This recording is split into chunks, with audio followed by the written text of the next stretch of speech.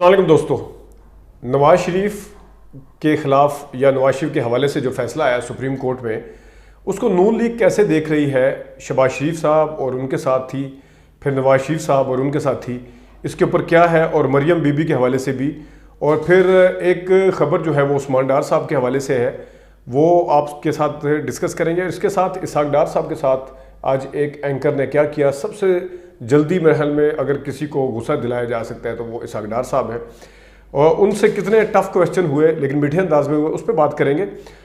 शुरू करते हैं हम नवाज शरीफ साहब के हवाले से। कल जब फैसला आया मंगल को, बुध को, तो उसके ऊपर फौरी तौर पर कोई रद्दअमल नहीं आया। कम से कम 1.5 घंटे के बाद सबसे पहला रद्दअमल जो है वो राजा परवेज अशरफ साबिक स्पीकर कौमी असम्बली उनका आया। नून लीग की तरफ से फौरी कोई रद्दअमल उस तरह से नहीं आया था। 2 टॉक शोज़ के अंदर उनके बंदे थे, एक तारिक फजल चौधरी और एक थे तलाल चौधरी, लेकिन जो मेन उनके राना सनाउल्लाह, एहसन इकबाल, ख्वाजा आसिफ वगैरह उस तरह से सामने नहीं आए। राना सनाउल्लाह का एक शो चला था लेकिन गालिबन वो फैसले से पहले का रिकॉर्ड हुआ था, उसमें उस फैसले का कोई तज़किरा नहीं था। उस फैसले के अंदर के हवाले से कौन जो है नून लीग के अंदर वो सुप्रीम कोर्ट के ऊपर ढके छुपे अल्फाज में तनकीद कर रहा है, और कौन जो है वो इस फैसले को क्यों कह रहे हैं कि इसका फैसले का उससे कोई ताल्लुक नहीं है नवाज शरीफ साहब की नाअहली से, क्योंकि वो ख़त्म हो गई है, ये अब जो इलेक्शन एक्ट का बहाना बना के ये क्यों कहा जा रहा है, इसके पे बात करेंगे। और शहबाज शरीफ साहब भी एक जगह बोले हैं, उस पर भी बात करेंगे।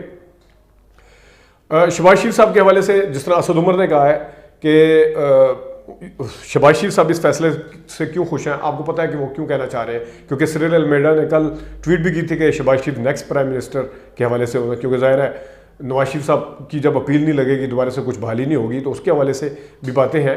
और इमरान खान को लेके इसहाक डार साहब से जब क्वेश्चन पूछे गए हैं, उस पर इसहाक डार साहब कैसे फंसे, इस पर बात करेंगे। लेकिन जो शहबाज शरीफ साहब बोले, मैंने जिस तरह पहले बताया कि तारिक फजल चौधरी वो एक टॉक शो में थे, ज़ाहिर है उनसे जब सवाल पूछा गया तो वो उससे अवॉइड नहीं कर सकते थे, और इसी तरह फिर तलाल चौधरी साहब भी एक टॉक शो के अंदर थे। मेन लीडरशिप खामोश थी। इवन मरियम नवाज शरीफ साहिबा आज तक इस फैसले को लेकर खामोश हैं, जब 24 घंटे से भी ज़्यादा यानी 28 घंटे या 30 घंटे इस वक्त तक हो चुके हैं, वो अभी भी खामोश हैं।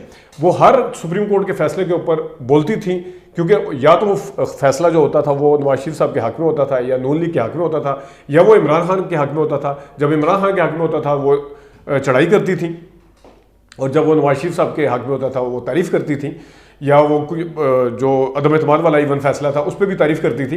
इस तरह वो बिल्कुल खामोश है। इसका मतलब क्या है कि मरियम नवाज शरीफ साहिबा को भी ये फैसला पसंद नहीं आया।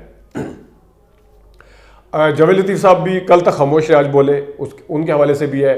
तारिक फजल चौधरी ने कहा कि अगर पार्लियामान के पूरे एक्ट को मानना था तो फिर इसको भी कि पार्लियामेंट ने, क्योंकि ये एक्ट के अंदर ये सारा कुछ रखा था कि माजी से इतलाक़ नहीं होगा, तो उन्होंने कहा कि ये फैसला भी आना चाहिए था। यानी और तलाल चौधरी साहब ने भी कहा कि 2 शिकें अगर ठीक हैं तो तीसरी शिक किस तरह पार्लियामेंट की गलत हो सकती है, जो कि सुप्रीम कोर्ट ने फैसला सुनाया। उन्हें भी तनकीद की उन्होंने भी, क्योंकि तलाल चौधरी जो है वो मरियम नवाज शरीफ और नवाज शरीफ साहब के ग्रुप के हवाले से समझे जाते हैं।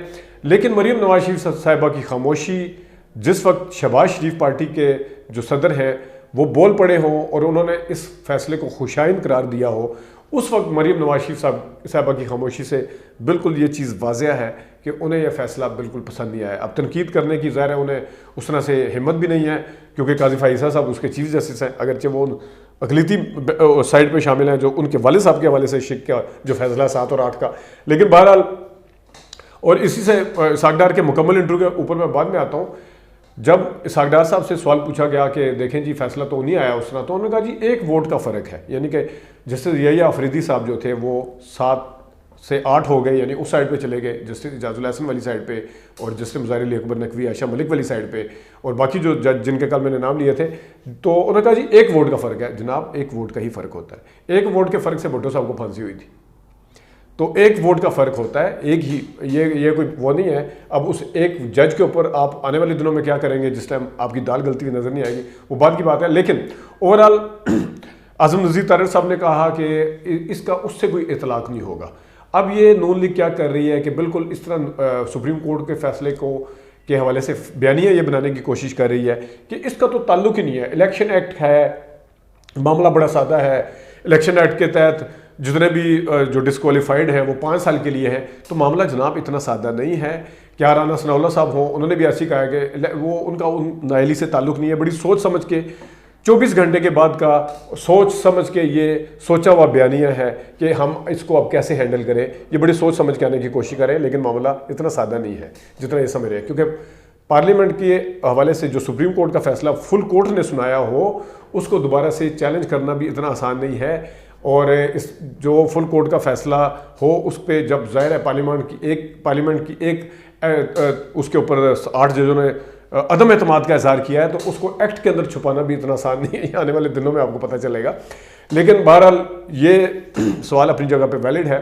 और कुछ लोग ये कह रहे हैं कि तहरीक इंसाफ को ये फैसला पसंद आया, यकीनन आया। इमरान खान साहब की तरफ से भी इसको सराहा गया है कि, और ये भी कहा जा रहा है कि शायद ये नवाज शरीफ वाला जो शिक थी उसी के ऊपर माजी के इतलाक़ के हवाले से उन्हें था। तो ये बिल्कुल उनके हवाले से ठीक कहा जा रहा है कि पीटीआई को अगर कुछ इसके ऊपर ऑब्जर्वेशंस थी, वो ज़्यादा यही थी कि दोबारा से नवाज शरीफ साहब के लिए रास्ता साफ ना कर दिया जाए। तो ज़ाहिर है जब वो नहीं हुआ तो उस हवाले से है। और काजी फैसल साहब को भी ले गया है। काजी फैसल साहब के हवाले से भी कहा जा रहा है कि शायद उन्होंने, लेकिन ये याद रहे कि काजी फैसल साहब इस फैसले के अंदर भी 7 जजों में शामिल हैं, 8 जजों में शामिल नहीं है। ये एक बात है। उस्मान डार साहब के ऊपर बाद में आते हैं, लेकिन पहले मैं ज़रा इसहाक डार साहब के हवाले से बात करता हूँ थोड़ी सी। इसहाक डार साहब जो है, उन्होंने आज एक इंटरव्यू दिया और उस इंटरव्यू में उनके साथ नदीम मलिक साहब ने आज क्या किया। हालांकि नदीम मलिक साहब बड़े धीमे अंदाज के हैं। पहले मुझे वैसे नदीम मलिक साहब, बल्कि नदीम मलिक साहब से जो मैंने सवाल पूछना वो बाद में पूछता हूँ, पहले मैं ज़रा बताता हूँ। उन्होंने बार बार कहा कि क्या आप जनरल बाजवा को और जनरल फैज़ को भूल चुके हैं, उनके एहतसाब को भूल चुके हैं। नदीम मलिक साहब ने कहा, जिसके जवाब में बाकायदा तौर पर तप गए, गुस्से में आ गए इसहाक डार साहब, क्योंकि वो ब्लड प्रेशर के मरीज़ भी हैं, बहुत जल्दी गुस्से में आ जाते हैं। उन्होंने कहा जी अगर मीडिया ने यही काम करना है, यही रवैया अपनाना है, तो पाकिस्तान का अल्लाह हाफिज़ है। यानी कि नदीम मलिक साहब ने उनके 18 सितंबर के बयान को रिमाइंड करवाया कि हम ज़िम्मेदारों को कैफरी किरदार तक पहुँचाएंगे।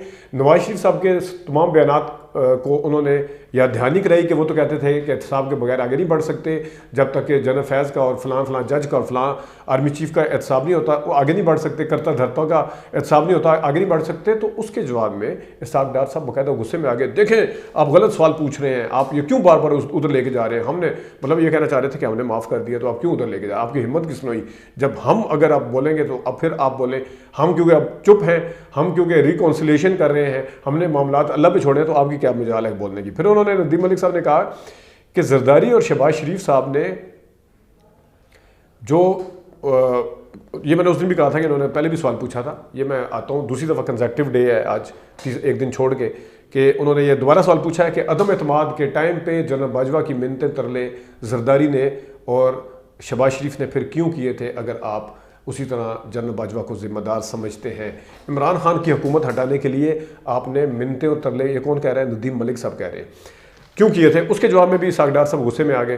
फिर उन्होंने कहा कि इल्ज़ाम इस्टेब्लिशमेंट पर लगाते हैं आप, यानी कि नून लीग या कि इस्टेब्लिशमेंट ने हमारे साथ ये ज़्यादती कर दी, इस्टेब्लिशमेंट ने हमें चलने नहीं दिया और ज़िम्मेदारों को सज़ा मिलनी चाहिए। और फिर एहतसाब का जब बयानिया, एहतसाब का जब सवाल होता है तो आप बैक ट्रैक कर जाते हैं। नदीम मलिक ने इसहाक डार से पूछा तो इसहाक डार साहब उसमें भी गुस्से पे आ गए। उन्होंने कहा मुझे सुने, मेरे जवाब को मुकम्मल होने थे। उनके बाद कोई सॉलिड आर्गूमेंट नहीं था, लेकिन बहरहाल वो अपने लहजे के ज़ोर पे, अपने धौंस और धमकी के ज़ोर पे एंकर को खामोश करवाने की कोशिश कर रहे थे। फिर उन्होंने कहा जी, नदीम मलिक कहते हैं कि नवाज शरीफ के मामले में कह रहे हैं कि बैठ जाएंगे, नवाज शरीफ बैठ जाएंगे अगर ट्रूथ एंड रिकॉन्सिलेशन की बात होती है या नया कोई चार्टर पास होता है तो नवाज शरीफ बैठ जाएंगे। कौन कह रहे हैं, इसहाक डार। नदीम मलिक सवाल उठा रहे हैं कि इसहाक डार साहब आप नवाज शरीफ के मामले में कह रहे हैं कि वो आके बैठ जाएंगे, लेकिन इमरान खान को आप साइड पे कर रहे हैं, इमरान खान साहब के साथ आप बैठने के लिए तैयार नहीं, आप कह रहे हैं उनके साथ नहीं बैठेंगे।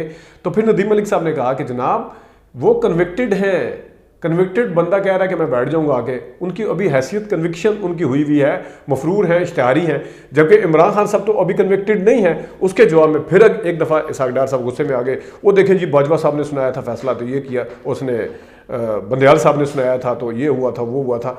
तो ये जो था मामला इसहाक डार साहब के हवाले से, वो उन्होंने फिर इवन ये भी कहा कि आप कभी कहते हैं अल्लाह के मामला अल्लाह पे छोड़ दिया है, तो कभी आप ये कहते हैं कि उस पर कर दिया है, ट्रूथ एंड रिकॉन्सिलेशन की बात होती है तो आप ये कहते हैं और फिर इमरान खान को नहीं कहते, फिर इस तरह उन्होंने इसहाक डार साहब को अच्छा खासा टफ टाइम दिया, जिसके जवाब में इसहाक डार साहब के पास कोई जवाब नहीं था।